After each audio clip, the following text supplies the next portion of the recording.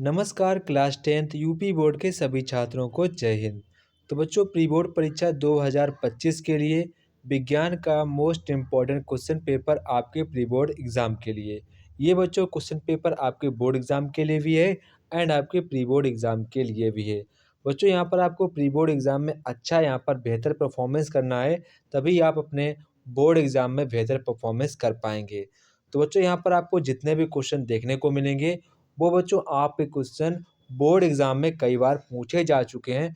तो बच्चों आप सभी लोगों को इन क्वेश्चन को अच्छे प्रकार से प्रैक्टिस करनी है, ताकि बच्चों आप सभी लोगों के 70 में से 65 प्लस मार्क्स बोर्ड एग्ज़ाम में आएँ। तो मुझे बहुत ही ज़्यादा खुशी होगी कि हमारे हर एक छात्र के 65 प्लस मार्क्स आएँ, ठीक है? तो बच्चों यहाँ पर सबसे पहले आपको एग्ज़ाम में 20 एमसीक्यू देखने को मिलेंगे।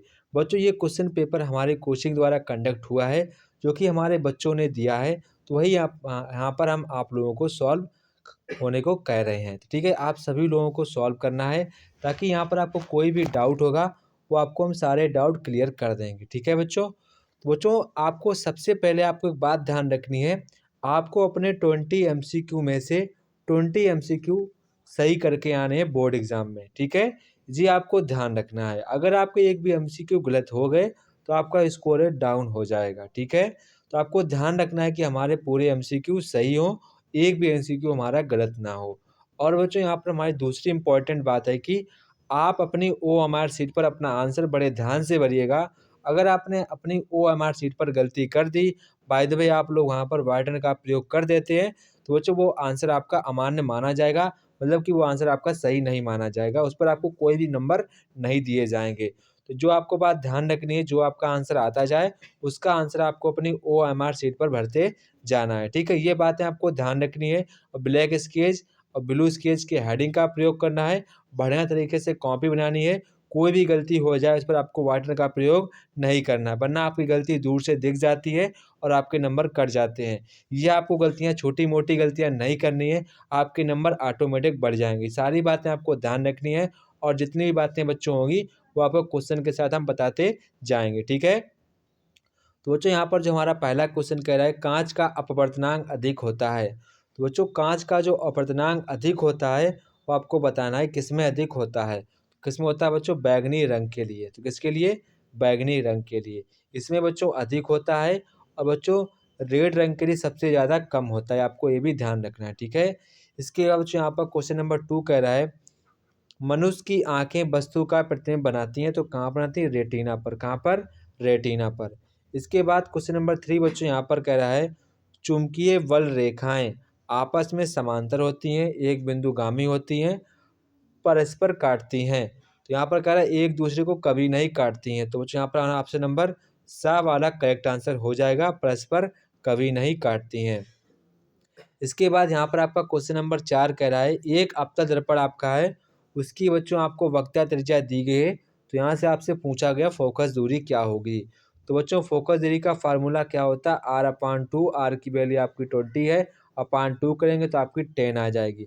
अब बच्चों यहाँ पर लिखा है अवतल दर्पण, तो अवतल जो हमारा वो होता है दर्पण, उसकी फोकस दूरी कैसी होती है? नेगेटिव फोकस दूरी होती है।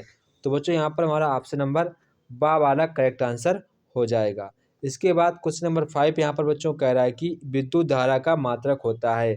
तो बच्चों विद्युत धारा का मात्रक होता है एम्पीयर। क्या होता है? एम्पीयर। इसके बाद यहाँ पर क्वेश्चन नंबर 6 कह रहा है कि वेबर किस राशि का मात्रक है? तो बच्चों वेबर हमारा चुंबकीय फ्लक्स राशि का मात्रक है, जो कि बच्चों हमारा एसआई मात्रक है। आपको ध्यान रखना जो वेबर होता है वो बच्चों हमारा एसआई मात्रक होता है। इसके बाद यहाँ पर कह रहा है, प्रकाश का प्रकीर्णन सबसे कम होता है, किस पर होता है? लाल रंग का। आपने सभी लोगों ने सुना होगा विबग्योर। क्या सुना होगा? विबग्योर। सबसे कम इस पर होता है रेड रंग पे और सबसे अधिक होता है बैंगनी रंग पे। तो ये आपको ध्यान रखना है, विबग्योर। इसके बाद यहाँ पर आपका क्वेश्चन नंबर 8 आता है, कह रहा है कि बच्चों जल की जो हमारी कठोरता होती है उसको हटाने के लिए किसका उपयोग किया जाता है? जो जल की हमारी स्टोनिटी होती है उसको हटाने के लिए किसका प्रयोग किया जाता है? तो किसका किया जाता है? धावन सोडा का। किसका किया जाता है? धावन सोडा का। इसके बाद यहाँ पर कह रहा है, श्वेत श्याम फोटोग्राफी में प्रयुक्त होती है, तो एजीसीएल। कौन सी? एजीसीएल। अगर बच्चों आपको AgCl ना मिले तो Ag ब्रोमाइड मतलब कि सिल्वर ब्रोमाइड का भी आप लोग प्रयोग कर सकते हैं, AgBr, ठीक है। इसके बाद यहाँ पर आपसे कह रहा है कि क्षारीय विलयन का पीएच मान कितना होता है। तो बच्चों क्षारीय विलयन का पीएच मान 7 से अधिक होता है। कितना? 7 से अधिक होता है। इसके बाद क्वेश्चन नंबर 11 कह रहा है कि खाने के सोडे का रासायनिक सूत्र क्या होता है। तो NaHCO3 क्या होता है? NaHCO3। इसके बाद क्वेश्चन नंबर यहाँ पर 12 कह रहा है पीतल है। बच्चों पीतल क्या है? पीतल हमारी एक मिश्र धातु है। क्या है? मिश्र धातु। आप सभी लोगों को कमेंट बॉक्स में बताना है पीतल में किन किन धातुओं का संयोजन होता है। आप सभी लोगों को इसका आंसर मुझे कमेंट बॉक्स में कमेंट करके बताना है। इसके बाद यहाँ पर कह रहा है कि कार्बन की संयोजकता कितनी होती है, मतलब कि यहाँ पर आपको बताना है कार्बन की बैलेंसी कितनी होती है। तो कार्बन की बैलेंसी कितनी बच्चों होती है? 4। कितनी? 1 2 3 4। कितनी होती है? 4। तो बच्चों यहाँ पर हमारा ऑप्शन नंबर 4 वाला करेक्ट आंसर हो जाएगा। इसके बाद क्वेश्चन नंबर 14 कह रहा है पुरुष में लिंग गुणसूत्र होते हैं। तो XY कौन से होते हैं? XY। इसके बाद यहाँ पर कह रहा है गुणसूत्र किस पदार्थ के बने होते हैं। बच्चों आपको ध्यान रखना है गुणसूत्र हमारे DNA के बने होते हैं एंड यहाँ पर स्टोन के भी बने होते हैं। किसके बने होते हैं? स्टोन के। किसके? स्टोन के। अगर आपको दोनों दिए गए तो दोनों पर टिक करना है, अगर आपको एक ही दिया गया तो आप एक ही पर ही टिक कर देंगे। तो बच्चों यहाँ पर हमारा करेक्ट आंसर क्या होगा? DNA। क्या होगा? DNA। इसके बाद आपका क्वेश्चन नंबर 16 कह रहा है मनुष्य के प्रत्येक जबड़े में चवर्णक दांतों की संख्या कितनी होती है। तो बच्चों चवर्णक दांतों की संख्या कितनी होती है? 4। कितनी होती है? 4। सॉरी 4 नहीं, कितने होते हैं? चवर्णक दांतों की संख्या होती है बच्चों यहाँ पर 6। कितनी होती है? 6 चवर्णक दांतों की संख्या होती है। इसके बाद यहाँ पर क्वेश्चन नंबर 17 कह रहा है आनुवांशिकता के जनक कौन है। तो बच्चों कौन है? हमारे मेंडल। कौन है? मेंडल। इसके बाद क्वेश्चन नंबर 18 कह रहा है पुष्प के कितने भाग होते हैं। तो बच्चों पुष्प के 4 भाग होते हैं। कौन कौन से होते हैं? पहला बच्चों हमारा होता है बादल। कौन सा होता है? बादल। कौन सा होता है? बादल। दूसरा बच्चों हमारा होता है पंखुड़ियाँ। क्या होता है? पंखुड़ियाँ। कौन सा होता है? पंखुड़ियाँ। तीसरा कौन सा होता है? पुंकेसर। कौन सा होता है? पुंकेसर। कौन सा होता है? पुंकेसर। और चौथा बच्चों हमारा होता है अंडप। कौन सा होता है? अंडप। तो ये आपके 4 भाग होते हैं बादल, पंखुड़ियाँ, पुंकेसर, अंडप। तो आपका ऑप्शन नंबर बी वाला करेक्ट आंसर हो जाएगा। इसके बाद यहाँ पर आपका क्वेश्चन नंबर 19 कह रहा है पेड़ पौधे होते हैं। बच्चों पेड़ पौधे हमारे कैसे होते हैं? स्वापोषी। कैसे होते हैं? स्वापोषी। ठीक है। इसके बाद यहाँ पर आपको क्वेश्चन नंबर 20 कह रहा है कि मनुष्य के दूध में दांतों की संख्या कितनी होती है। तो कितनी होती है? 20। तो आप सभी को आंसर कमेंट बॉक्स में कमेंट करके बताना है कितने बच्चों के पूरे पूरे MCQ सही गए हैं। सभी को आंसर मुझे कमेंट बॉक्स में कमेंट करके बताना है। इसके बाद यहाँ पर आपका उपखंड यहाँ पर आ जाता है। यहाँ पर आपको लघु उत्तरीय प्रश्न दिए जाते हैं। ठीक है। तो बच्चों यहाँ पर आप लोगों को अपनी बुक में आपको उपखंड आ डालना है, लघु उत्तरीय प्रश्न डालना है। इसके बाद आप प्रश्न संख्या 21 डालेंगे। इसके बाद उत्तर लिखेंगे। इसके बाद यहाँ पर आपको लिखना है, ऐसे हेडिंग डालकर लिखना है। कैसे लिखना है? हेडिंग डालकर लिखना है।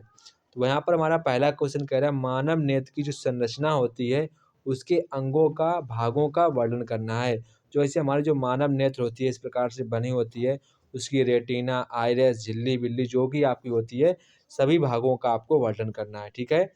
इसके बाद यहाँ पर कह रहा है ओम का नियम क्या है? विद्युत परिपथ आपको बनाकर समझाना है। इसके बाद यहाँ पर कह रहा है प्रकाश परावर्तन के नियम क्या हैं? वर्णन कीजिए। काफ़ी आसान क्वेश्चन है और बहुत ही ज़्यादा इम्पोर्टेंट है। ठीक है।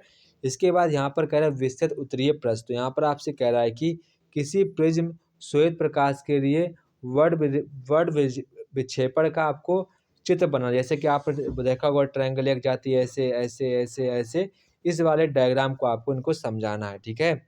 इसके बाद यहाँ पर आपसे कह रहा है किसी गोलीय दर्पण के लिए जो हमारा दर्पण है उसके लिए आपको यहाँ पर ये वाला सूत्र आपको निगमन करना है। इस वाले सूत्र को आपको निगमन करना है। जो आपको दर्पण दिया गया है इस वाले सूत्र को आपको निगमन करना है। इसके बाद आपका उपखंड बा आ जाता है लघु उत्तरीय प्रश्न। तो यहाँ पर जो कह रहे हैं धावन सोडा बनाने की विधि और आपको उपयोग लिखना है।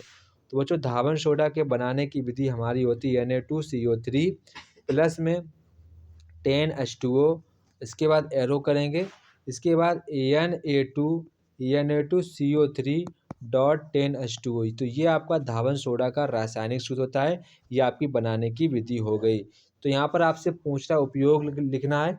तो बच्चों कांच, साबुन, कागज़ के उद्योग में धावन सोडा का उपयोग किया जाता है और जल की जो हमारी हार्डिनिटी होती है उसको दूर करने के लिए धावन सोडा का प्रयोग किया जाता है।